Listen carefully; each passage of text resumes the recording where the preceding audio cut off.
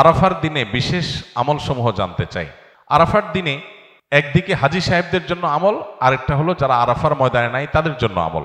যারা হাজী সাহেবরা আরাফার ময়দানে অবস্থান করছেন তাদের জন্য ওই দিনের সবচেয়ে শ্রেষ্ঠ আমল হলো লা ইলাহা ইল্লাল্লাহু ওয়াহদাহু লা শারীকা লাহু লাহুল মুলকু ওয়া লাহুল হামদ ওয়া হুয়া আলা কুল্লি শাইইন কাদির। এটা মহব্বতের সাথে অর্থ বুঝে ধীরে ধীরে বারবার করে পড়তে থাকা, এটা হলো সবচেয়ে বেশি প্রয়োজনীয় কাজ। কেন? কারণ নবী করিম সাল্লাল্লাহু আলাইহি ওয়াসাল্লাম বলেছেন যে খায়রুদ দুআ দুআউ ইয়াউমি আরাফা, আরাফাত দিনের দোয়া হলো শ্রেষ্ঠ দোয়া। ওয়া খায়রু মা কুলতু আনা ওয়ান নাবিয়্যুনা মিন ক্বাবলি, নবীজি বলেছেন আমি আর আমার পূর্বের যত নবী রাসূল এসেছেন সবাই যত দোয়া আল্লাহর কাছে করেছে এর মধ্যে সবচেয়ে উত্তম হলো এটা, লা ইলাহা ইল্লাল্লাহু ওয়াহদাহু লা শারীকা লাহু লাহুল মুলকু ওয়া লাহুল হামদু ওয়া হুয়া আলা কুল্লি শাইইন কাদির। আল্লাহ ছাড়া সত্যিকারের কোনো মাবুদ নাই। লা ইলাহা ইল্লাল্লাহ ওয়াহদাহু লা শারীকা লাহু, তিনি একক এবং তার কোনো শরীক নাই। লাহুল মুলকু ওয়া লাহুল হামদ, রাজত্ব এবং প্রশংসার অধিকারী একমাত্র তিনি। ওয়া হুয়া আলা কুল্লি শাইইন কাদির, তিনি সব কিছু করতে সক্ষম। বাহ্যিক দৃষ্টিকোণ থেকে এই বাক্যগুলোর মধ্যে কোনো প্রার্থনা নাই, তাহলে এগুলোকে দোয়া বলা হচ্ছে কেন? সেটা নিয়ে অনেক আলাপ আছে এবং মুহাদ্দিসিনে কেরাম একমত যে এইগুলো দোয়া। এখানে আল্লাহ রাব্বুল আলামিনের কাছে পরোক্ষভাবে নিজের চাওয়াকে পেশ করা হচ্ছে, আল্লাহর শক্তিমত্তার কথা জাহির করে আল্লাহর কাছে নিজের সবকিছুই নিবেদন করা হচ্ছে পরোক্ষভাবে, এটাও দোয়াই। তো এটা হলো আরাফার ময়দানে যারা হাজির অবস্থান করবেন তারা সবচেয়ে বেশি পড়বেন। অনেক উলামায়ে কেরাম অবশ্য বলেন যে এই দোয়া অর্থাৎ লা ইলাহা ইল্লাল্লাহু ওয়াহদাহু লা শারীকা লাহু লাহুল মুলকু ওয়া লাহুল হামদু ওয়া আলা কুল্লি শাইইন কাদির, আরাফার দিনে, আরাফার বাইরে যারা পৃথিবীর বিভিন্ন প্রান্তে গায়রে হাজি যারা আছি তারাও পড়তে পারেন, বরং আরাফার দিনে তাদের এটা পড়া উচিত এবং এ ব্যাপারে অনেকে রেকমেন্ড করেন। তাহলে একটা করণীয় পেলাম লা ইলাহা ইল্লাল্লাহু ওয়াহদাহু লা শারীকা লাহু, এটা পড়া। এবং আরাফাতের দোয়াকে সবচেয়ে শ্রেষ্ঠ দোয়া বলা হয়েছে, এই জন্য হাজী সাহেবরা বিশেষ করে যারা সেখানে অবস্থান করছেন ওই দিন একবারে সূর্য ডুবা পর্যন্ত, জোহর থেকে নিয়ে সূর্য ডুবা পর্যন্ত পুরো সময়টা দোয়ার ভিতরে ডুবে থাকা, এটা হলো সবচেয়ে বড় কাজ। আর যারা আরাফায় নাই, আরাফার বাইরে আছে, যারা হজে যাচ্ছেন না, তারা আরাফার দিনটাতে তারা রোজা রাখবেন। আরাফার দিনের রোজা নিয়ে আমাদের দেশে প্রতি বছরই গন্ডগোল বা মত পার্থক্য দেখা দেয়, কোন দিন রোজা রাখবো? এটা কি হাজিরা অবস্থান করছে ওই দিন, নাকি আমি যে দেশে আছি সেই দেশে যখন জিলহজের 9 তারিখ হবে? তো এটা নিয়ে উভয় পক্ষেই দলিল আছে, যুক্তি আছে, দুই মতেরই সপক্ষে আলেমদের বক্তব্য আছে।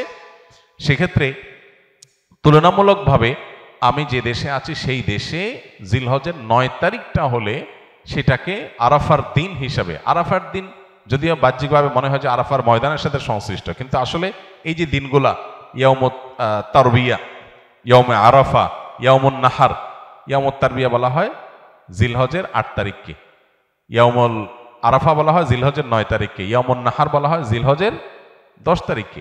এখন এই নামগুলো যদিও হাজিদের হজের সাথে রিলেটেড, কিন্তু হজের বাইরে যারা আছে তাদের জন্য আপনার ফিকহের কিতাবগুলোতে বিভিন্ন দ্বীনি কিতাব পুস্তকে ইয়াউমে তারবিয়া, ইয়াউমুন নাহার বলা হয়েছে। এর মানে এইটা না যে হাজিদের সাথে মিল করতে হবে, যে দেশে যেটা হবে সেটাই প্রযোজ্য হয়। তো সেই আলোকে ইয়াউমে আরাফা আপনি যেখানে অবস্থান করছেন সেখানকার 9 তারিখ হিসাব করে রোজা রাখতে পারেন। যদি আপনার কাছে বেশি মনে হয় যৌক্তিক যে না হাজিদের অবস্থানের সাথে মিল করে রাখাটা, যেহেতু নামের মধ্যেই ইয়াউমে আরাফা আছে, অতএব ওইটা আমি রাখবো, তো সেক্ষেত্রে আমি সেটাও করতে পারেন, কোনো অসুবিধা নেই। কোন কোন রেওয়ায়েতের আলোকে জিলহজের প্রথম 9 দিনের প্রত্যেক দিন রোজা রাখা উচিত, কারণ মা মিন আইয়ামিন আল আমালুস সালিহু ফিহিন্না আহাব্বু ইলাল্লাহ মিন হাযিহিল আইয়াম, বুখারীর হাদিস রয়েছে। এই দশকটাতে এমনি নেক আমল করা উচিত। অতএব নফল রোজা আপনি প্রথম সবগুলো দিন রাখতে পারেন, তাহলে আর কোনো ইখতিলাফের ঊর্ধ্বে এমনিই উঠে গেলেন। অতএব আরাফার দিনে আরাফাতের বাইরে যারা আছেন তারা রোজা রাখবেন, আর আরাফাতে যারা আছেন তারা কি করবেন? ওই যে লা ইলাহা ইল্লাল্লাহু ওয়াহদাহু লা শারীকা লাহু বেশি পড়বেন আর বেশি বেশি আল্লাহর কাছে দোয়া করবেন। দোয়াটা অবশ্য আমরা আরাফাতে যারা নাই তারাও করতে পারি। আমার বিয়ের পূর্বে আমি আমার বাবা মাকে স্পষ্টভাবে নিষেধ করেছি তারা যেন কোনো প্রকার যৌতুক গ্রহণ না করে।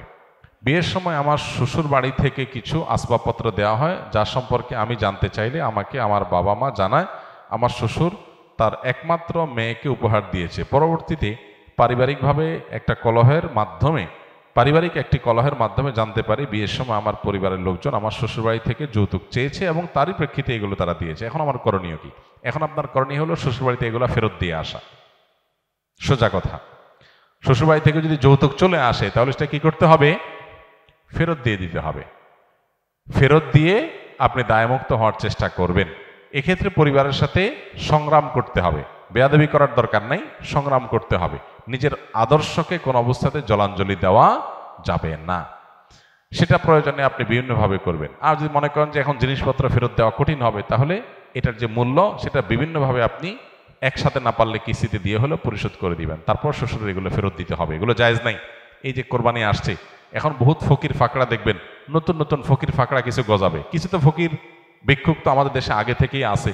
আর ঈদের সময়, কোরবানিদের সময় কিছু নতুন ফকির গজায়। এরা মানুষের কাছ থেকে ভিক্ষা চায় না, এরা শ্বশুরবাড়ি থেকে কোরবানির ছাগল চায়, গরু চায়, গরুর রণ চায়, কল্লা চায়। এগুলো এক প্রকারের ভিক্ষুক। তো আল্লাহ তাআলা এই ভিক্ষুকদের অভাব দূর করে দেখ, তাদের মানসিকতা আল্লাহ সংশোধন করে দেখ। বর্তমানে বাংলাদেশের নিয়ম অনুযায়ী বাহির থেকে 1 লক্ষ টাকা কেউ পাঠালে 2500 টাকা বা 2.5% রেমিটেন্স ইনসেন্টিভ দিচ্ছে। এ অতিরিক্ত 2500 টাকা নেওয়া জায়েজ হবে কিনা, এ বিষয়ে আমরা এর আগে বারবার প্রশ্নের উত্তর দিয়েছি। এটা সম্পূর্ণ হালাল এবং জায়েজ, কোনো অসুবিধা নেই। প্রবাসী ভাইয়েরা বিদেশ থেকে যে টাকা পাঠাবেন, সেই টাকার উপর 2.5% প্রণোদনা দিয়ে থাকে বাংলাদেশের সরকার। এই 2.5% টাকা নেওয়া সম্পূর্ণ হালাল। 1 লাখ টাকা পাঠালেন, 2500 টাকা আপনাকে ব্যাংকে সরকার অতিরিক্ত দিবে। এটা নিতে পারবেন। কেন নিতে পারবেন? কারণ হলো এই টাকাটা হলো একটা ভালো কাজের প্রতি উদ্বুদ্ধ করার জন্য, যে আপনি হুন্ডিতে অবৈধ চ্যানেলে টাকা পাঠাবেন না। পাঠাইলে সেটা দেশের বাইরে দেশের টাকা চলে যাবে, অর্থ পাচার হবে, দুর্নীতিবাজ দ্বারা টাকা সরানোর রাস্তা পাবে। সেগুলো যেন না হয়, আপনি ডাইরেক্ট ব্যাংকিং চ্যানেলে টাকা পাঠান, দেশের উপকার, দেশে ডলারটা আসে। তো এই জন্য আপনি যাতে একটা ভালো কাজ করেন, সেজন্য আপনাকে একটা প্রণোদনা দেওয়া হচ্ছে। আপনাকে যদি আমি বলি আপনি এই ভালো কাজটা করলে আপনাকে পুরস্কার দেব, এটা যেরকম হালাল, এই প্রণোদনাটা সেরকম হালাল। এটাকে কেউ কেউ সুদ মনে করেন, একেবারে অহেতুক, অমূলক। এটা সুদ হওয়ার কোনো কারণ নাই। আস-সুন্নাহ ফাউন্ডেশন, উম্মার স্বার্থে সুন্নাহর সাথে।